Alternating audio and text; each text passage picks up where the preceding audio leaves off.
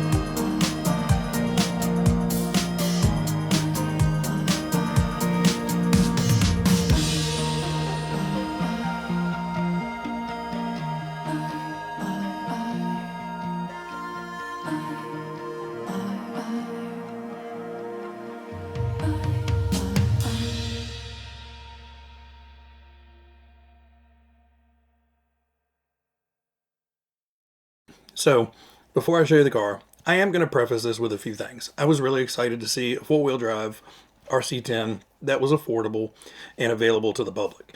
Before, you had to piece it together with very expensive old kits and very expensive old parts to get anything that worked. This one was a fully out of the box, ready to go four-wheel drive kit. So kudos to them for doing this. I'm also going to say some of the issues I had were my own fault. And we'll go over those in a minute. But there were some issues. There are some tips I want to give you guys for building the car. Now, it's not done, but I do have the chassis all done and hopefully ready to run.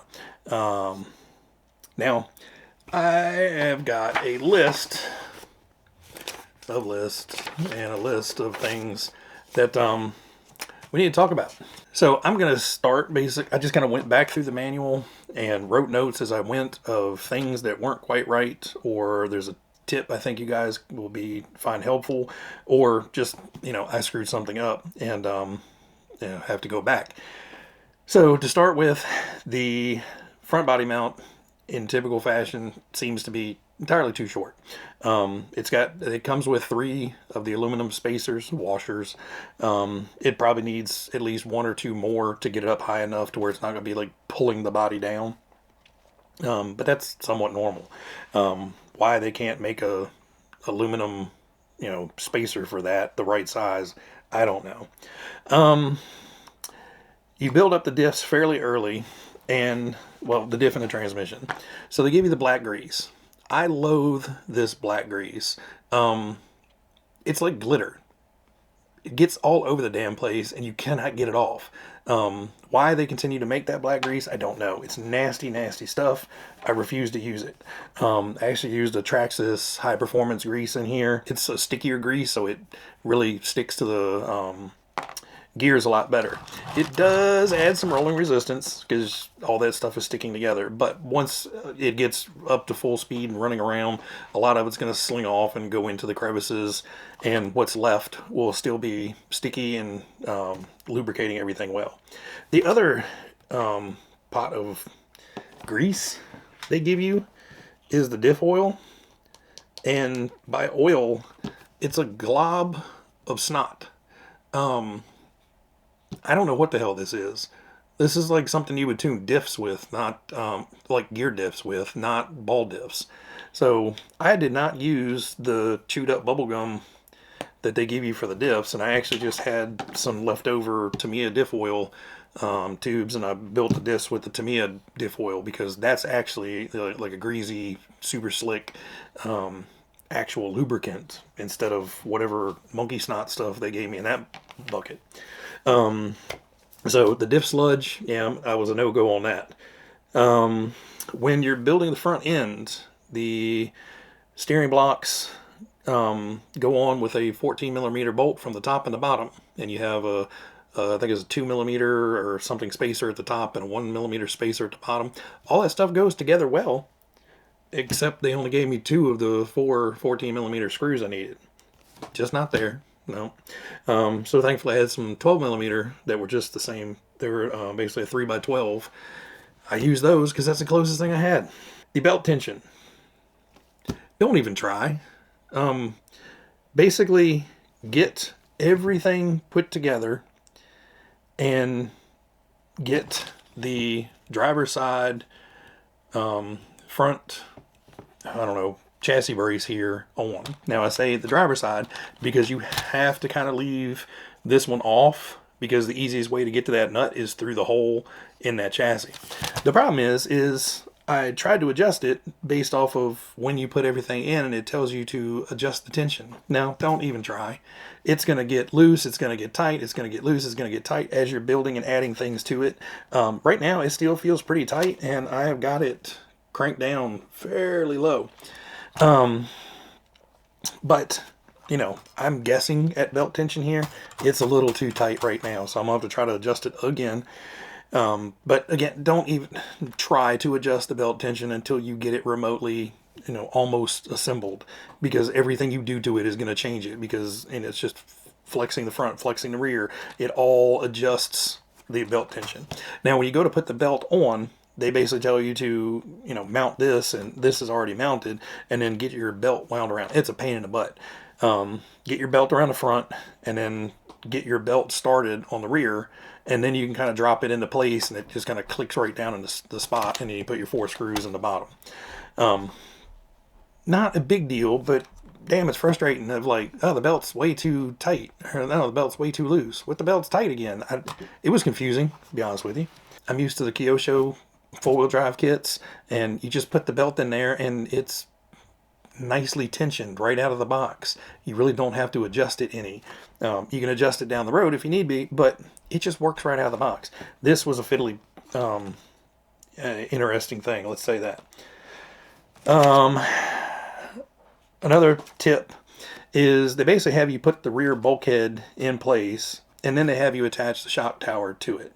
Now, there is no reason that you can't put the shock tower on first and then put the bulkhead in. It makes it so much easier to get to these screws when you're not trying to work around this belt that's in the way. Just a tip there. That was frustrating because it's like, damn, if y'all told me to put that on, you know, 1 or 2 steps earlier, it would have made a whole lot less frustrating. For the rear end, there's a known issue where the dog bones are just too short. Basically, if you build it the way it says build it in the manual, your dog bones sit at the very edge of the drive cups. And all that's going to do is bind up things and potentially snap your drive cup in half.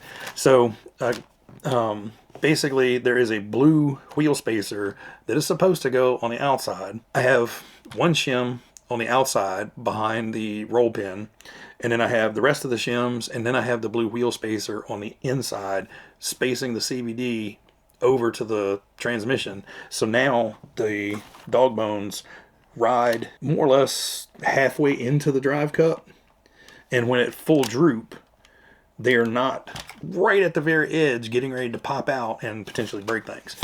I learned that one from Jason at True Vintage RC. He said that's what he did on his. So I said, hey, why not? And it works.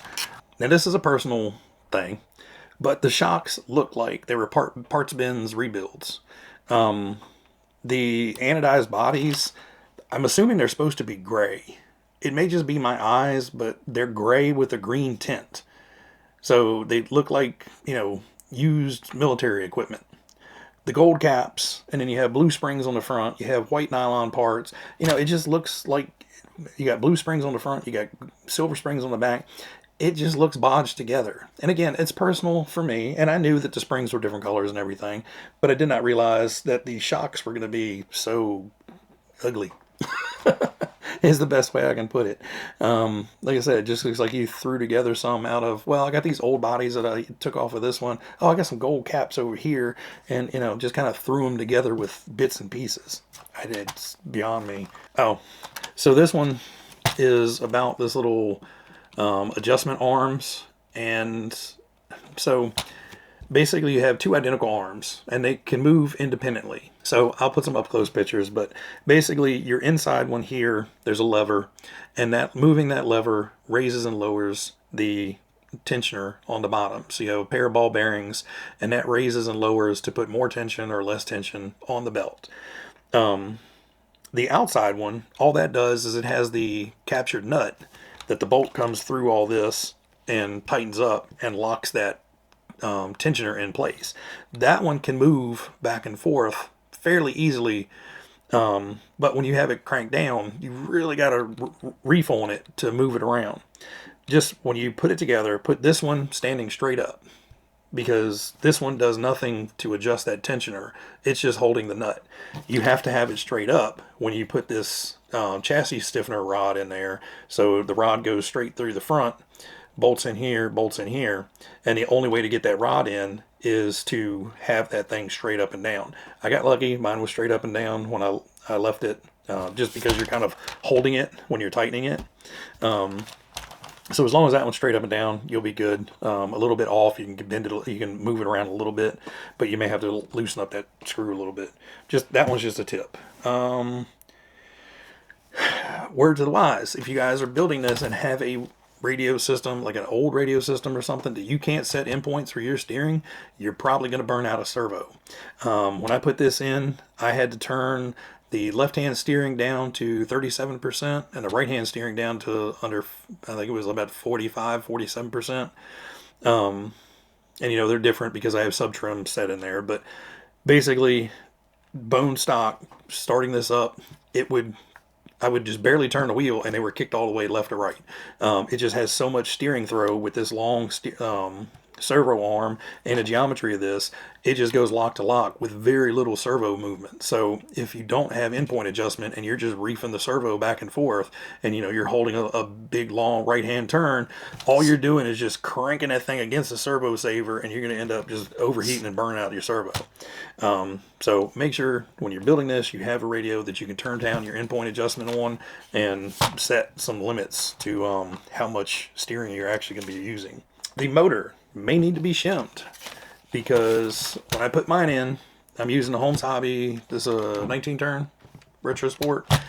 The snout of the motor can was sticking out and almost touching the spur gear. You know, there was like less than a millimeter of gap between the spur gear and the end of the can.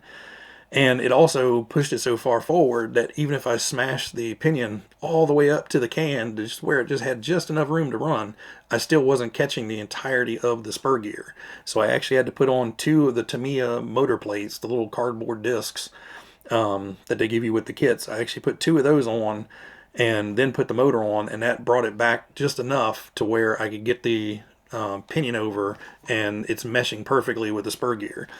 Without those spacers, you know, it would be running on maybe half to 3/4 of the spur gear, and you know that's never good. You know, you want as much tooth contact there as possible to keep wearing stuff out. So either they should have given you some sort of motor spacer, or this slipper section should have been bumped over, you know, another 1/8 of an inch to allow for more space to get a pinion in there. Speaking of pinions, you don't get one, which is not surprising. They seem to, you know, not be helpful at all and give you a pinion. I put a 22 tooth in mine. I have no idea what the gearing should be, and they're like, we don't give you one because you're going to run a different motor or pinion. Well, damn, Tamiya's been doing it for decades, and they run fine. You know, this isn't a competition race buggy. Just give me a damn pinion that's in the ballpark. Give me a slow pinion. You know, give me something. Or at least say, hey, you know, here's our stock spec sheet that we ran ours with and performed very well. Just anything. It's just kind of silly to me. You know, this isn't a high-end ultra race kit. This is a retro-ish buggy. You guys should know roughly what a ballpark pinion is. You guys built some and ran it. What did you run yours on? Anyway, so they give you the knockoffs in the kit, the little wheel spinners. Can't use them. You might be able to use them on the front if you wanted to, but on the rears, they are not deep enough to allow for the entire thing to thread in. Now, if you're just doing it for display, yeah, you could probably put them on and, you know, just have them on there, but your wheel's going to be got, you know, 1/8 of an inch or so of play in it by the time you've locked them down tight. And what they give you for wheel nuts, I mean, they don't look bad on camera, but damn, when you're holding it in front of you, it's like, what hardware store did you go to get these? They're the biggest, clunkiest, you know, hardware store looking wheel nuts I've ever seen. You know, so much for being able to put any cool accessories on here. You know, give me some cool blue wheel nuts to go with a body color or something. No, you're just stuck with some big old clunky hardware store wheel nuts. And the other thing with those is they give you 4. And they're just not a common size at all. So if you drop one out, you know, if you have to do a quick repair out in the field and you drop one and lose one, well, good luck. You're not going to have that in your repair kit, are you? No, you're going to have a ton of the standard, you know, regular, everybody runs these size wheel nuts, and not this. So it's just kind of weird. And when you're building this, be prepared to use damn near every tool you have in your toolbox. I think by the time I was done, I had like body scissors and some picks and maybe a couple wheel nut wrenches over here. Everything else was in a giant pile over here because I kept having to cycle through it. You've got metric hardware, you've got standard hardware, you've got stuff that you can't hold on to. Thankfully, on this one, they gave you the really nice gray plastic rod ends, which are so much easier to put on, but you still got 2 of these little hateful ones, the crappy white ones that go on the steering rod, and you literally have to thread them all the way in. And you know, that was an exercise in patience and trying not to say every word I knew. I actually had a big pair of channel locks out here clipping the rod ends onto the ball studs just because they're so tight that, you know, I needed the extra leverage. Clippers, 2mm, 1.5mm, 4 different sizes of standard drivers. I had to use the Allen keys a couple times just because it was easier to use that than the drivers. You know, it's just everything I had over there was now piled up over here, cycling through it. It was kind of funny. But yes, I get it is a retro buggy and they're using retro hardware for some of it. But at this point, either make the heads of them all metric or just go ahead and just make all the hardware metric. It doesn't matter. Everybody else uses metric. Nobody's going to be that butthurt that, oh my God, I can't believe AE didn't use standard on this kit. I don't care. Put metric on there. That's what everybody else builds. That's what all my tools are. And I'm breaking out random ass sockets to put stuff on. You know, I literally had a socket set and a nut driver attachment, you know, for the wheel nuts, and half the other nuts on here because they're goofy ass sizes. Breathe. So, all in all, was not a bad build. After all that ranting, like I said, some of the issues were mine. And there's a huge one I haven't gotten to yet, but that one was 100% mine. It took me 4 or 5 nights to come down here a little bit, you know, 45 minutes here, an hour there, to get all this stuff built. And doing that is never beneficial because you know you're trying to rush through and get as much done as you can in like an hour, and I overlooked some stuff. One huge one was this little bag of shims. So I got all my parts and pieces out, and I got all the parts bags lined up, A through HIJ or something like that. I don't remember where it ends. And then, you know, I just got all my stuff out, and I just started going through hardware bag after hardware bag, and we're done. Well, this little bag of shims over here doesn't say anything. It's just got a QR code on here, and it's a bag of shims, and, you know, you're kind of looking at it going, I'd probably need to know where those go. Yeah, they got put over there, and they got buried in all the tools. I forgot all about them. And guess what? The manual doesn't say a damn thing about them. And you have to scan the QR code to figure out what they're actually for. Oh, they're for the diffs. You know, to have to shim the diffs because right now, both of those diffs move back and forth like, you know, a good 1/8 of an inch, 3mm, whatever. It's probably not going to hurt anything, especially since I shortened up or pushed in the CVDs back here, you know, with that thing shifting around so much, you know, if they were right on the edge, you'd pop one out with the gears moving around. But I don't want to run it without those shims in there. I don't want to run the chance of anything going bad. And to put those shims in now, I've got to basically dismantle the entire buggy. It's not going to happen. So it's ready to run. It runs.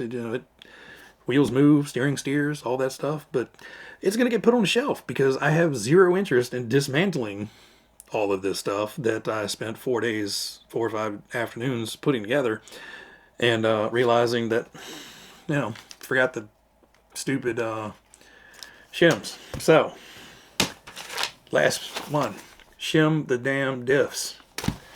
If you don't pay any attention to any of the other tips and suggestions and, you know, complaints that I have, shim the damn diffs.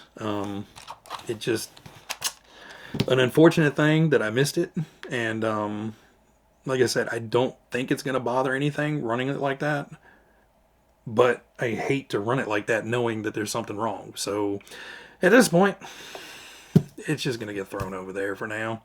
I'll get it torn down, shimmed, and get it finished off some point, but I don't know. You guys could help out. For the body, I don't know whether I want to run it in like the classic livery or if I want to do a custom paint job. It's a fairly big canvas on the front end, so it's possible a custom paint job would work well. I don't know. What do you guys think about that? I'll let you guys kind of chime in and see what you guys think about custom versus just camel. The camel yellow and decals. I'm kind of leaning just to the camel yellow and the decals because that's probably what they would have run it as back in the day. I don't know. It's not going to happen anytime soon. Hell, I still got the RC10 over there that needs to be painted. I am getting there. It's just spring has showed up, and I have been god awful busy doing other stuff instead of being able to get down here and play. But I am sorry this one turned into a big rant. I was really hoping that AE's got their head out their ass, but they still can't get a quality manual and all their ducks in a row when they're releasing stuff. So I don't know. I just saw the 6x6 was released or announced, and that looks cool. I don't think I want to build another Associated anytime soon, so who knows.